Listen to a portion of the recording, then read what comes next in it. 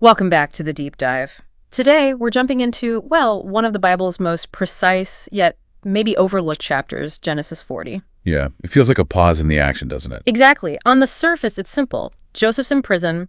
He interprets a couple of dreams for his cellmates. That's kind of it. But when you dig deeper, Right. You see that these quiet moments, these forgotten places, they can actually be where destiny is forged. This chapter, it's like the silent engine room powering Joseph's whole future. that's a great way to put it. And our mission today isn't just to, tell the story again. Yeah. We want to really analyze how this narrative, it's packed with injustice, with human forgetfulness, but also incredible spiritual insight, prophetic moments. How all that lays down this powerful blueprint for resilience, for discernment. Even for us today, we're looking at how God was setting the stage for Joseph's future while he was completely locked down. Themes of sovereignty, redemption, they're all here. And the setting itself is just, wow. So Joseph, the innocent guy, right? Sold by his brothers, framed by Potiphar's wife. Yeah.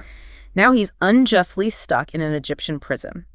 Serving the warden, the captain of the guard, who we figure is Potiphar, the guy whose wife framed him. The irony is thick, isn't it? It really is. And then things get even more intense. He gets two new cellmates, high-ranking guys, Pharaoh's chief cupbearer and chief baker, both in trouble for offending the king. So the stakes just shot way up. Totally. It's this high-stakes drama, but it's happening in this hidden, obscure corner of the palace system. Okay, so to really get the weight of Joseph's situation, you have to picture ancient Egypt. This isn't today's world. Not at all. We're talking a dominant empire.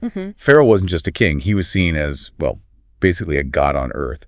Absolute power. His word was literally law. Exactly. And if he was displeased, that could mean death. Instantly. No appeal. And that's precisely the situation these two officials are in. Big trouble. And the prison itself, the sources make it clear, this wasn't your average jail. The Hebrew term, Bet Hashar. The house of confinement. Right. It suggests something specific, doesn't it? Like an internal detention place. Probably attached to the house of the captain of the guard, yeah. Yeah. Used for, political prisoners, high-status guys like these, people waiting for Pharaoh's final word. That detail's important, I think. It wasn't some common dungeon packed with petty thieves. No, it was high security.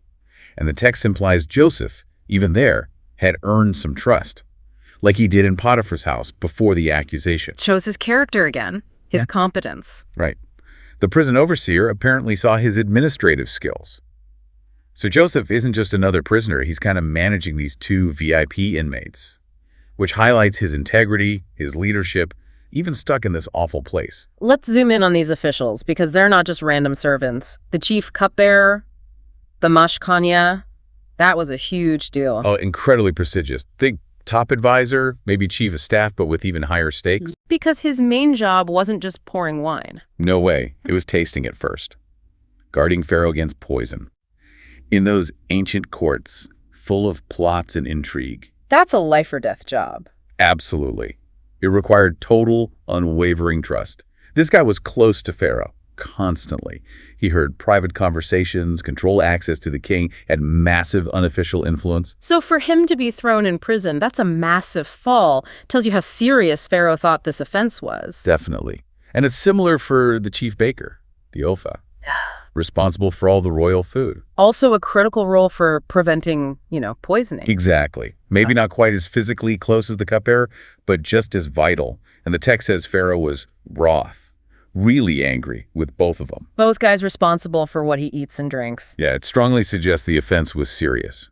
Maybe a conspiracy, or at least a suspected poisoning attempt. That's what many scholars think. And Pharaoh's reaction, throwing them straight into this secure facility, confirms it wasn't minor. No doubt. But what really sets the stage culturally for what happens next, for the divine intervention, is how Egyptians viewed dreams. Ah, right. The cultural backdrop is everything here. Yeah. In the ancient Near East, especially in Egypt with its complex religion, dreams weren't just your brain processing the day. No, they were seen as messages, right? From the gods, prophetic, divinatory. Absolutely. And you needed skilled interpreters, magicians, wise men, a special class of people trained to decode them. So when these two officials have these disturbing dreams they can't figure out, They'd be genuinely terrified. It makes perfect sense within their worldview. For them, a dream was a direct message about their fate, life or death, literally. Yeah. And they couldn't read it. It creates the perfect opening, doesn't it? A perfect platform For Joseph, the outsider, the believer in one God, to step in and show the power of his God over the entire Egyptian system of magic and divination. So here's Joseph, serving these two powerful, scared officials in this specific, secure prison, all because Pharaoh got angry. It feels like a holding pattern. But it's a divine setup. Okay, so we shift from the political stage to the personal, the divine even. The two men have these dreams, same night. Very unsettling. But before they even tell him the dreams, there's this moment that just reveals so much about Joseph. This is huge, psychologically. Joseph's been stuck in this place, unjustly, for maybe years by now. Think about it. Betrayed by family, lied about, cut off from everything. You'd expect bitterness, right? Self-pity. Totally. But instead, he notices their faces. They look downcast, sad, and he asks them, "Why do you look so worried today?" It's more than just being polite. Oh, much more. It's deep compassion. It shows incredible spiritual resilience. His own suffering hasn't crushed his empathy. Maybe it even refined it. He's still looking outwards, serving others, regardless of his own situation. Or their status, even. He's a prisoner serving these high officials, but he connects with them human to human. And that's a key lesson right there for you listening. Character gets forged in these tough, confined places. So they tell him their problem. We had dreams, but there's no one to interpret them. And Joseph's response, it's not about him. Not at all. He doesn't say, "Oh, I can do that." No, he points straight up. Do not interpretations belong to God? Boom. That's the core challenge. Yeah. Right there. He immediately reframes the whole thing. Takes it out of the realm of Egyptian magic. Exactly. Out of pagan superstition, human guesswork, and into divine revelation. Monotheism versus polytheism. Right there in that question. And it shows his humility, too. He's saying, I'm just the messenger, the vessel. The wisdom isn't mine. It's God's sovereignty over knowledge, over the future. That clarity is amazing given his circumstances. So the stage is set. The chief cupbearer goes first. Yeah. Tells his dream. It's full of life, right? Yeah, very positive imagery. A vine, 3 branches. That bud blossom produce ripe grapes really quickly. And then he's squeezing the grapes right into Pharaoh's cup, handing it back to Pharaoh, like he used to. And Joseph's interpretation is instant, sharp, precise. Clearly divine insight. The 3 branches, 3 days. In 3 days, Pharaoh will lift up your head, meaning restore you, and you'll be back in your old job, serving the wine. The vine, the grapes, the cup, symbols of life, restoration, it all fits. And the 3-day timing shows God's precision. He knows exactly when things will happen. So good news delivered, and then Joseph, he makes his move. But it's so human. It really is. After maybe years of silence, of being forgotten, he sees a glimmer of hope. He pleads, basically. But think on me when it shall be well with you. And show kindness. Make mention of me unto Pharaoh, and bring me out of this house. You can feel the vulnerability there. Absolutely. He's not demanding. He's asking for kindness. Then he quickly gives his side. I was stolen. I did nothing to deserve this dungeon. He's making his case. Innocent man, leveraging the accuracy of the interpretation he just gave. He's counting on the divine prediction to secure a human promise. It's a calculated risk based on faith. Okay, so the cupbearer got good news. The chief baker, seeing this, probably felt hopeful. You'd think so. He steps up next, but his dream, it's dark. Yeah, a complete shift. 3 baskets on his head. White baskets, maybe meaning pastries or bread. Probably baked goods for Pharaoh. But the key is, birds swoop down and eat the food from the top basket right off his head. Not good imagery. Not at all. And Joseph's interpretation is just as precise, but devastating. 3 baskets, 3 days again. But this time, Pharaoh will lift up thy head from off thee. A very different meaning of lift up your head. Exactly. A grim euphemism for execution, decapitation, or maybe being hanged or impaled on a pole. The birds eating the food meant for Pharaoh.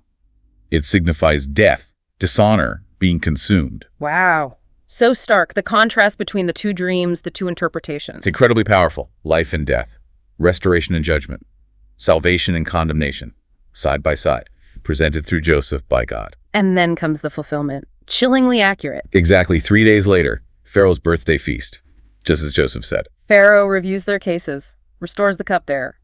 Job back, life back. But the baker, executed, impaled, the text says. The birds likely did feast on him. Joseph nailed it. The divine word proved true. But then, that gut punch at the end of the chapter. Yeah. Pharaoh's cupbearer, however, promptly forgot all about Joseph. Just like that. Never giving him another thought. Ouch. And that act of forgetting, That sets the clock ticking for 2 more long years in prison. Okay, this forgetfulness, this human failure, it feels so unfair. Why would God let Joseph languish for 2 more years after proving his power so clearly? That's where we need to look, behind the curtain, at the spiritual dynamics. Even though the text doesn't explicitly say Satan or demons. Right. But many scholars see intense spiritual warfare here. Think about Joseph's destiny. It was massive. Saving the entire Hebrew line, setting them up in Egypt. A pivotal moment in salvation history. Exactly. So wouldn't forces opposed to God's plan want to stop that? Keep Joseph locked away, forgotten, ineffective? Derail the whole thing before it even starts. Precisely. So Joseph's continued imprisonment isn't just bad luck or human failure, it's potentially a spiritual battleground. And his test is not just enduring injustice, but resisting despair, maintaining faith against those unseen forces. I think so. His integrity, his trust in God, his refusal to become cynical despite everything. That's his victory in the midst of the battle, right there in the dungeon. So the prison time itself becomes a refining process. Absolutely. It wasn't just punishment. It was a crucible, refining his character, his integrity, his resilience, and maybe most importantly, his patience. He'd already shown he could manage things, Potiphar's house, the prison itself. Right, he had the skills, but now he needed to prove he could wait. Wait on God's timing. Rely only on God, not on human connections or promises, like the cupbearer's broken promise. That's crucial for the kind of power he was going to wield, isn't it? As vizier, second only to Pharaoh. Essential. He needed to learn absolute dependence on God, not on people, before being entrusted with near absolute power over people. Still, that 2-year wait, it feels so long. Couldn't God have orchestrated it sooner? Maybe the cupbearer remembers after a year. It's a fair question. But again, think bigger picture. The delay wasn't denial.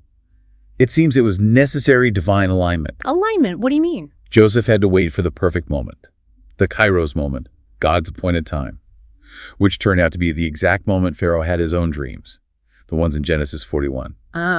So if Joseph got out earlier, say a year earlier. He might have been anywhere, maybe working somewhere else in Egypt. Maybe he'd even tried to go back to Canaan. He wouldn't have been right there, known to the cupbearer, at the precise instant Pharaoh was desperate. When Pharaoh's own magicians and wise men were stumped. Exactly. God needed Joseph to be the unique, immediate, only solution available when Pharaoh hit that wall of desperation. The cupbearer only remembered because the crisis was so severe that all human wisdom failed. If Joseph had been released earlier, maybe through the cupbearer pulling some strings? His rise might have seemed more political, more about human networking. The delay ensured his elevation was undeniably divine. God orchestrated it so Joseph was positioned perfectly, not just for release, but for the specific role needed to save his family from the coming famine. So weirdly, the cupbearer forgetting is actually part of God's perfect timing. Paradoxical, isn't it? It becomes this powerful metaphor. Human loyalty, forgetful, transient. Human promises, unreliable. But God's faithfulness, his timing, perfect, unwavering. And that's a hard lesson. We want people to remember to keep their word. Of course. But the story pushes you, the listener, to see that placing ultimate hope in human systems or favors often leads to disappointment. People forget, plans change, but God's plan unfolds with absolute precision, ensuring he gets the glory when the breakthrough finally comes. Joseph spent those 2 years learning to rely solely on God. That built the foundation he needed. Okay, let's bring this into today. Most of us aren't getting prophetic dreams like Joseph. Probably not, no. But we definitely have those forgotten seasons, right? Feeling stuck, overlooked, waiting for something to happen. How does Joseph's example apply? Well, his core principle interpretations belong to God, still holds true. Discernment, wisdom. They ultimately come from seeking God, not just relying on our own smarts or human experts. Whether that's through prayer, scripture, wise counsel. Exactly. Looking beyond the surface, beyond self-reliance, for true guidance. Even if modern dreams are often more about our subconscious, the principle of seeking divine wisdom remains. And what about using our gifts in those waiting times? Joseph didn't just sit there feeling sorry for himself. No, he used what he had, his administrative skills, his ability to organize, his compassion. He served right where he was. Managing the prison, basically. That's the application for us. Use your gifts, whatever they are, administrative, creative, relational, for the good of others, right where you are. Even if it feels small, obscure, unrecognized, don't wait for the big promotion to start acting with integrity and purpose. Joseph practiced leadership in the prison. He did. Faithfulness in the small things, in the dungeon, prepared him for the massive responsibility of running Egypt. Now, this chapter, Genesis 40, it goes even deeper, doesn't it? Beyond the historical narrative, beyond the personal lessons. Oh, absolutely. It's incredibly rich, metaphorically and typologically. It opens up whole new layers of understanding suffering and redemption. Let's start with the metaphorical. The prison, the Bet Hashar, it becomes more than just a place. It really does. It's a powerful symbol for those seasons we all face, times of isolation, feeling trapped by injustice, periods of spiritual testing. When you feel like you're in the dark, forgotten. Exactly. Obscurity, a holding pattern where maybe your career stalls or relationships feel stuck, but internally, that's often where the real growth, the character refinement happens. Like a seed needing time underground before it can sprout. That's a great image. And Joseph's ability to stay compassionate and composed despite the betrayals, the trauma. That's a model for psychological resilience, isn't it? Anchored in something bigger than circumstances. And his whole experience being stolen, lied about, then forgotten by the one guy who could help. It resonates, doesn't it? It's an allegory for enduring unjust suffering in families, workplaces, society. Anyone who's felt wronged, overlooked, silenced can connect with that. There's almost a social critique here too, isn't there, about the system itself? I think so, subtly. The fate of these high officials hangs entirely on Pharaoh's mood, a foreign slave's plight, easily ignored, forgotten. It highlights how power can be arbitrary, how systems can perpetuate injustice. Joseph's eventual rise shows that character and divine intervention can ultimately overcome that. But the deepest layer, the one that really jumps out to theologians, is the typology, the way Joseph points forward to Jesus Christ. It's astonishing how many parallels are packed into just this one chapter. It's almost like a miniature prefiguring of the gospel. Okay, lay them out for us. All right. First, the obvious. Joseph is innocent, suffering unjustly in confinement. Christ, the truly innocent one, suffering unjustly on the cross. Second, Joseph is confined with two known criminals, the cupbearer and the baker, numbered with transgressors. Christ, crucified between two thieves, also numbered with transgressors. Third, the interpretations themselves set up this stark dual destiny. Joseph foretells life and restoration for one, the cupbearer. Think salvation, redemption. And for the other, the baker, death and judgment, condemnation. Now think of the cross. Christ offers salvation to the one thief who repents and believes, while the other faces condemnation, the same pattern. Life for one, death for the other, based on their response. Exactly. It's the fundamental choice the gospel presents. Joseph's prophetic act vividly foreshadows that core message. Life through belief in the one who holds the keys, or judgment. And the timing again. The 3 days. Crucial. Joseph's interpretation about the cupbearer is confirmed in 3 days.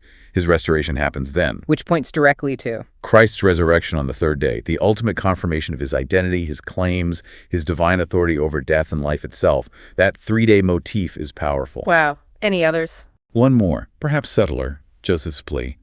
But think on me, make mention of me, remember me. Like the repentant thief on the cross saying, Jesus, remember me when you come into your kingdom. Precisely. And it also prefigures the call for all believers to remember Christ, especially in communion. Do this in remembrance of me. That act of remembrance is key for Joseph's eventual release, just as remembering Christ is central to our faith and relationship with him. It's incredible how layered this chapter is. It seems so simple at first glance. It really is a masterclass in divine narrative. Human insight keeps failing at silver. Pharaoh's wise men can't interpret dreams. The cupbearer forgets his promise. But God's wisdom, God's plan, moves forward perfectly. And Joseph's character, through it all, the composure, the compassion, even when he had every reason to be bitter, it speaks volumes. It proves that faithfulness in the small hidden places is the non-negotiable training ground for God's bigger assignments. Running the prison well was his prep work for running Egypt. #outro. So wrapping up this deep dive, Genesis 40 isn't just a transition chapter. It's not a footnote. No, it's like a divine classroom. It demonstrates so clearly that prison bars, obscurity, they can't stop God's ultimate plan. And human forgetfulness, as painful as it is, can't derail divine remembrance. God doesn't forget. Exactly. Faithfulness where you are, even when no one sees, even in the dungeon, that's the essential preparation for whatever God has next. So the core takeaway for you listening, maybe you feel misunderstood right now, tested, stuck in a place where you feel forgotten, just waiting for God's timing. Joseph's journey says, take heart. Your character's being forged for a purpose. That waiting, that refining, it matters. Trust the process. even when it's unseen. Delay isn't denial in God's economy. And let's leave you with this final thought to chew on, rooted in that irony we talked about. Joseph only got out when the cupbearer finally remembered him, right when Pharaoh was at his most desperate. So think about this. Who was that seemingly insignificant person you helped? What was that small act of service you did faithfully during your own forgotten season? Are you willing to trust that even their memory, or maybe their lack of memory right now, is still being perfectly woven into God's absolute best timing for your destiny?